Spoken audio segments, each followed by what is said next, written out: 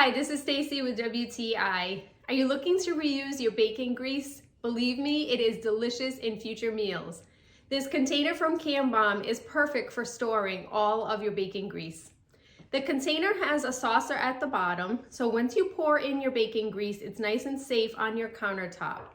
The entire container is heat-proof, including the handle, which is made of a Bakelite plastic, as well as the knob on top. Now, in the past, I stored my bacon grease in a container, but I didn't know that I had to keep food particles out. That's actually what makes the bacon go bad a little bit faster.